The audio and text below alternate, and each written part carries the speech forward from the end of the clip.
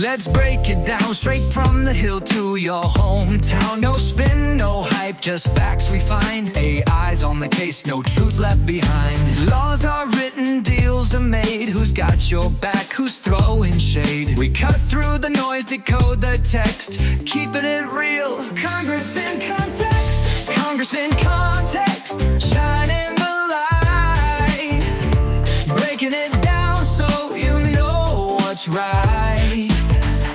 Policies, votes, who's working for you?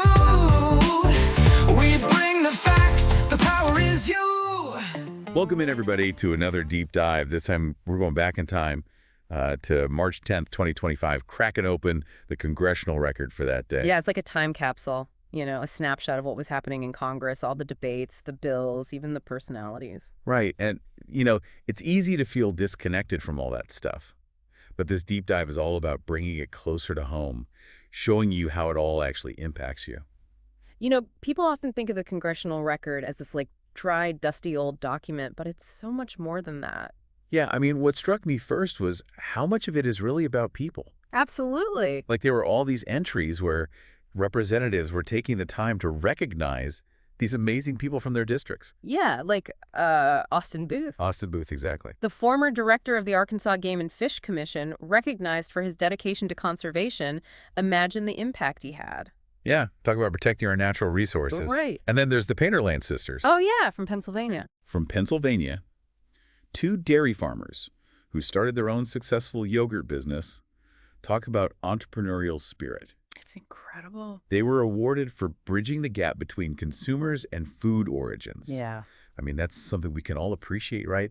Knowing where our food comes from and supporting local businesses. Absolutely. It's a great story. And then there was this really touching tribute to James Frederick Hahn, a former Iowa State representative and farmer. He was remembered for his integrity and service, a true public servant. Absolutely. A life well lived, it seems like. Yeah. And it just makes you realize that the people shaping our policies come from all walks of life, Yeah. each with their own unique experiences. That's what makes it so fascinating, I think. Right. And it's not all just feel-good stories and tributes. Right. Things get pretty real when we start looking at the bills that were introduced on March 10th. Oh, yeah. For example, there's the Simplifying Veterans Assistance Act. Okay. This one aims to streamline the process for veterans experiencing homelessness to apply for grants. This bill highlights a critical issue, veteran homelessness.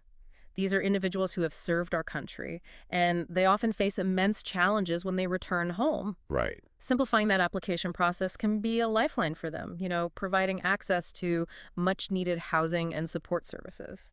Yeah, it makes you wonder why this wasn't already simplified, I know, right? Shouldn't we be doing everything we can to help our veterans? You would think, but you'd be surprised how often these bureaucratic hurdles can stand in the way of people getting the assistance they need. Yeah, I guess so. So this bill is trying to cut through that red tape and get veterans the support they deserve. That's great. And then there's the Promoting Precision Agriculture Act. Okay. This one caught my eye because it's all about encouraging collaboration between the government and the private sector to develop standards for precision agriculture technologies. Precision agriculture. Yeah, I know it sounds kind of jargony, but A little bit. But imagine farmers using technology like sensors, drones, data analysis, all working together to optimize yields and minimize environmental impact. Wow, it's like taking farming into the digital age. Right. It's pretty amazing, and this bill is really forward-thinking. It recognizes the growing importance of technology in agriculture, Yeah. while also addressing those concerns about data security, and the need for clear standards. Absolutely. It's about balancing innovation with responsible development. And speaking of security, there's the DHS Biodetection Improvement Act, which seeks to, improve biodetection. Okay. This one's super timely, especially considering what happened on Bourbon Street. Right. It basically directs the Department of Homeland Security to work with the Department of Energy's national laboratories to, beef up our biodetection capabilities. So cutting-edge research and development. Yes, better tools for detecting and responding to biothreats. This bill really underscores the evolving nature of security threats in the 21st century. It's not just about traditional military defense anymore. It's about protecting ourselves from those invisible enemies, like viruses and bacteria. Oh, yeah, for sure. The Bourbon Street attack was a wake-up call. It really was. And this bill shows a commitment to investing in the science and technology we need to stay ahead of the curve. It's like we're in a constant race against these emerging threats, and we need to keep upping our game. Absolutely. And it's not just about fancy labs and high-tech gadgets. It's also about the people on the front lines. Right. That's why the TSA Commuting Fairness Act caught my attention. Okay. This one focuses on the TSA employees, the ones who keep our airports safe. Oh, yeah. It proposes a study on treating their commute time as on-duty hours, Interesting. which raises some really interesting questions about how we value the time and effort of essential workers. Yeah, because these are the folks who are dealing with long commutes, often irregular schedules, and high-stress environments. So recognizing that commute time as part of their workday is a way of acknowledging, the unique challenges they face. It's like saying, hey, we see you, we appreciate you, and your time matters. Exactly. And these are just a few examples of the bills that were introduced on March 10th. Right. But what really stood out to me was the sheer variety of issues being addressed. Yeah. From veterans assistance to agricultural innovation to biodefense to the working conditions of TSA employees. It's like a snapshot of this huge tapestry of challenges and opportunities facing our nation. It really is. And it reminds us that policymaking is about more than just those grand ideological debates. Yeah. It's about the nitty-gritty details of people's lives. And the Congressional Record provides this fascinating glimpse into how those details are being addressed, debated, and ultimately shaped into policy. Now, we can't talk about the Congressional Record without acknowledging the, shall we say, lively discussions that often take place. See, things can get heated in those chambers. So let's dive into some of those partisan clashes and see what those debates reveal about the political landscape. Okay, let's do it. Sounds good. So one entry that really jumped out at me involves funding for security programs. Yeah, this one was intense. It's a classic example of how, those different priorities can lead to some pretty heated debates. Oh, yeah. You had one representative just railing against attempts to cut services, arguing that it would leave communities vulnerable, especially after the Bourbon Street attack. Right. And then you had another representative pushing back saying, hey, we need to be fiscally responsible, questioning the effectiveness of certain security measures, like at Dallas-Fort Worth International Airport. Right. It's a reminder that, every dollar spent on security is a dollar that can't be spent on something else. Education, healthcare infrastructure. It's a tough balancing act for sure. It really is trying to keep the country safe while also, being mindful of how we're spending taxpayer money. Absolutely. And speaking of spending, things got pretty heated when the topic of Elon Musk and government contracts came up. Oh, yeah, that one was a doozy. It really highlights that partisan divide. It does. One representative was just so critical of Elon Musk's actions and questioned the administration's decision to award contracts to his companies.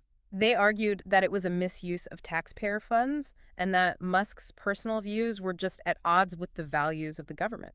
It's interesting how personal opinions about someone like Elon Musk can become so intertwined with these policy debates. Yeah, you can really see how those feelings influence people's perceptions of, government spending and who benefits from it. Absolutely. And then on the other side, you had a representative defending the Tax Cuts and Jobs Act. Right, the one often referred to as the Trump tax cuts. Exactly. And they were arguing that it actually benefited working families. Yeah, they pushed back against the claim that it favored the wealthy, saying it stimulated the economy and created jobs. This debate about the Tax Cuts and Jobs Act has been going on for years. It has. It's a perennial debate. It really gets to the heart of different economic philosophies. Right, like what's the best way to grow the economy and who should benefit the most from those policies? It's not just about numbers. It's about values and priorities. Absolutely. And those values and priorities are often shaped by personal experiences, economic backgrounds, political beliefs. Right. It's what makes these debates so complex and, frankly, so fascinating. It's not just about right versus wrong. Yeah. It's about different visions for how our society should function. Okay, so we've seen how these partisan clashes play out in the Congressional Record. Yeah. But let's zoom in on a couple of specific topics that really stood out to me. Okay. First up, the Securing the Cities Improvement Act. Okay. This one caught my eye because it seems to be a direct response to the Bourbon Street attack. Yeah, you're right. It's definitely connected to those heightened security concerns. So this act aims to make the Securing the Cities program more effective. Right. Instead of just focusing on cities that have the UASI designation, that's the Urban Area Security Initiative. Right. It proposes selecting cities based on their actual preparedness capabilities. So it's about being proactive rather than reactive. Right. It's like saying, hey, it doesn't matter if you're a big city or a small town. What matters is how ready you are to handle a potential threat. Exactly. And it acknowledges that threats can emerge anywhere, not just in traditionally high-risk areas. Right.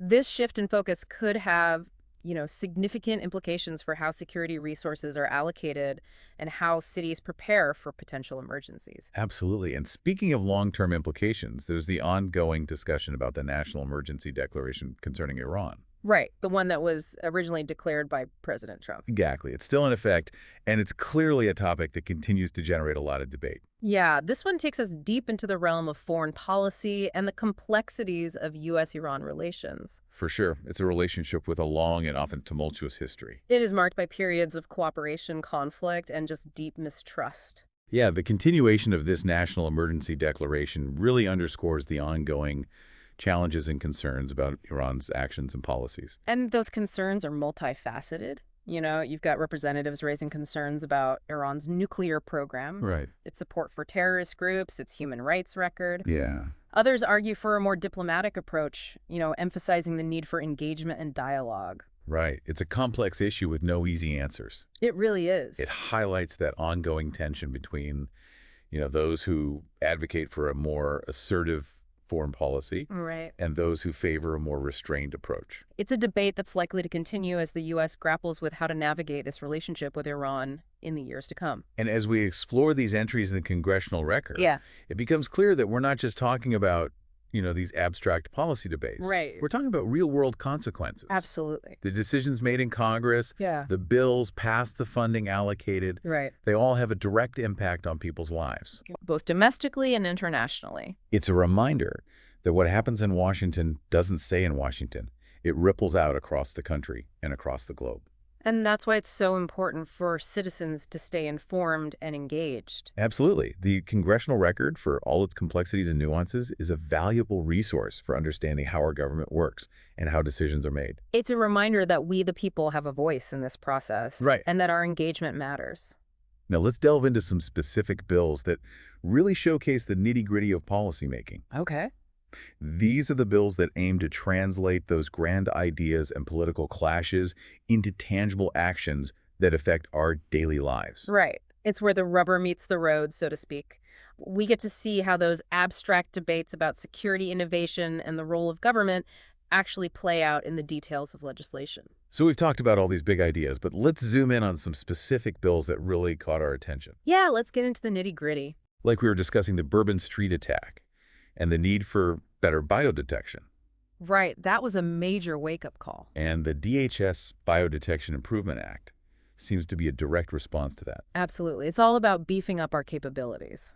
So this act directs the Department of Homeland Security to work with those brilliant minds over at the Department of Energy's national labs It's like assembling a scientific dream team. to develop those next-generation biodetection technologies. And not just developing them, but actually acquiring and deploying them, making sure they're out there protecting us. Right. It's about taking those cutting-edge discoveries from the lab and putting them into action. Making a real difference in the real world. And then there's the TSA Commuting Fairness Act. This one really got me thinking, Oh yeah, this is an interesting one for sure. because it proposes a study on whether TSA employees' commute time should be considered on-duty hours. Those commutes can be brutal, especially with all the added security measures. Exactly. And Yeah. it's not like they have a lot of control over their schedules or where they live. Right, it raises all these questions about fairness and how we value essential workers. Like, are we really compensating them fairly for their time and effort? And recognizing the unique challenges they face. It's a conversation we need to be having for sure. Absolutely. And speaking of security, there's the Emerging Innovative Border Technologies Act, which sounds like something straight out of a sci-fi movie. I know, right? They're talking about using AI, drones, all sorts of futuristic tech to enhance border security. It's like a glimpse into the future of law enforcement. And it's not just about the technology itself, it's about fostering collaboration between the government and the private sector, Like high-tech partnership. combining the best of both worlds to create those innovative solutions.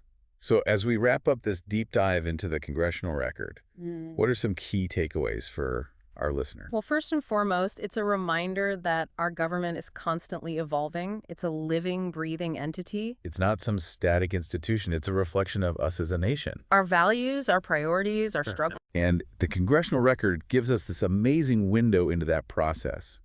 You know, the debates, the compromises, the decisions that shape our lives. And it's not just about observing from afar. We have a voice in this process. We can make our voices heard.